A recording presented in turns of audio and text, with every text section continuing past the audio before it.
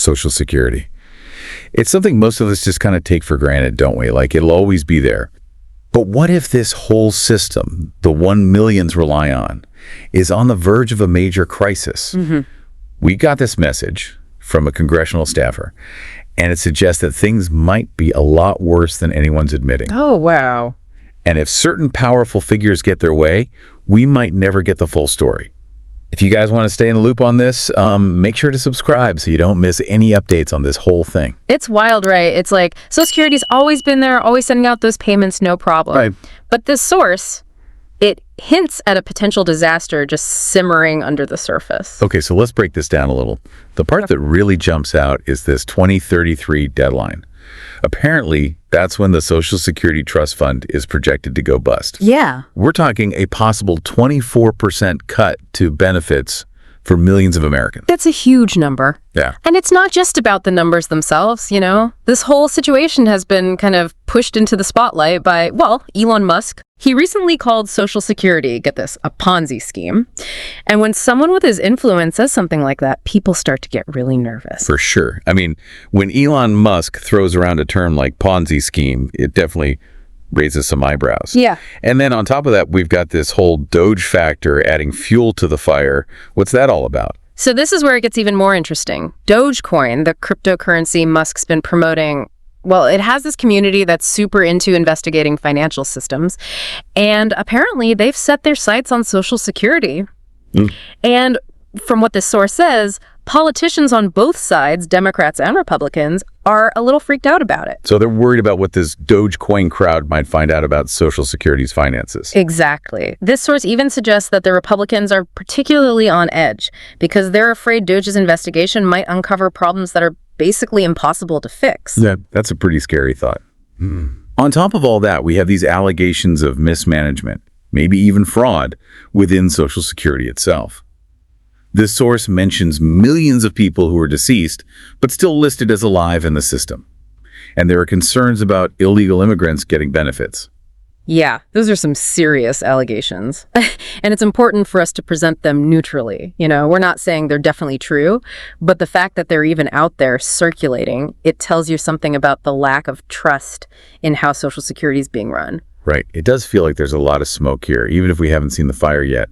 And what's even more concerning is this feeling that both political parties might be deliberately avoiding a full investigation into all this, almost like they're scared of what they'll find. That's a big takeaway from this source, this possibility of a cover-up.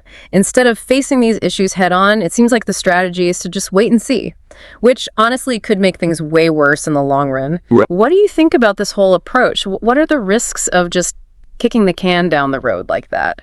If you have any thoughts, we'd love to hear them, so drop a comment below. And if you're finding this discussion useful, don't forget to give us a like. It definitely seems risky, just delaying action and hoping for the best.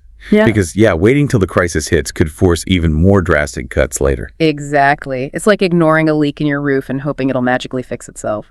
I mean, to be fair, the source does mention a couple of potential solutions. Senator Bill Cassidy, for example, has suggested creating a whole new trust fund invested in the U.S. economy. Right. But so far, Cassidy's idea hasn't really gotten much traction, which kind of brings us back to that core issue, you know, a lack of agreement and urgency around this. Like, everyone sees the problem, but nobody wants to actually do anything about it. And that might be the most worrying part of all of this. Like, we see the storm clouds on the horizon, but nobody seems to be preparing for the downpour.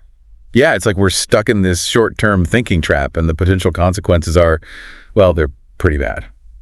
Especially for the people who depend on Social Security the most, like retirees, folks nearing retirement age. It's kind of ironic, right? The people who've been paying into the system for their whole working lives, expecting it to be there for them, they could end up facing a much harder time in retirement than they planned for. That's the core of it, yeah. It's not just about numbers in some report. It's about real lives, people's well-being. This source really makes you think about the human cost of not doing anything about this problem. It really does. It makes you question how we as a society take care of our older population. Right. With all the political fighting and blame going around, it's hard to see how we'll ever move forward on this. Totally. We're so stuck in this cycle of blaming each other, and nobody's actually doing anything to fix things while this 2033 deadline just keeps getting closer. So what can we actually do? How do we break out of this mess and make sure Social Security is still around for future generations? That's the big question, isn't it? I don't think there's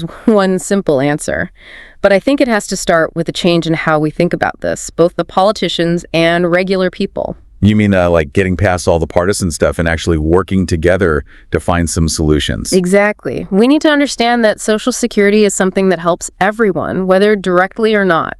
It's a good reminder that we're all connected, that if one part of society struggles, it affects us all. Okay, so we need to change how we think about it.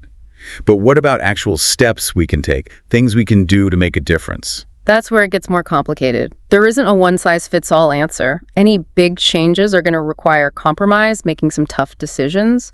We might need to go back and look at how the whole system is set up, find different ways to pay for it, maybe even adjust the benefits people get or the age they can retire. Those are some tough options to consider. But I guess, like you said, not doing anything is even worse. Exactly. We can't just pretend this isn't happening.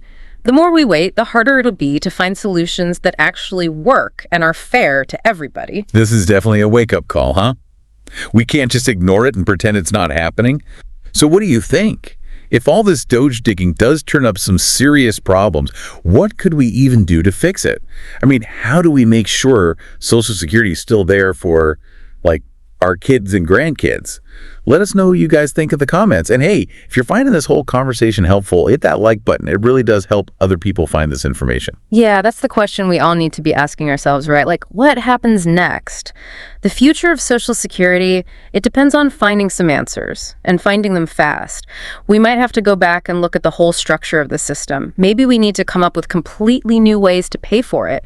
Or maybe, and this is the tough part, maybe we have to talk about changing the benefits people get, or even the retirement age. Those are all hard choices, no doubt. Yeah. But it sounds like we're at a point where those hard choices might be the only ones we've got left. Exactly. Pretending the problem doesn't exist, that won't make it go away. We got to hold our elected officials accountable, have these conversations, and push for solutions that'll keep Social Security working for the long haul. This has been it's been a bit of a reality check. Social Security affects so many people, and its future is definitely up in the air right now. But, it's not hopeless. Yeah. We can still make a difference. We just have to stay informed, keep talking about it, and demand action from our leaders. I think you said it perfectly. Knowledge is power.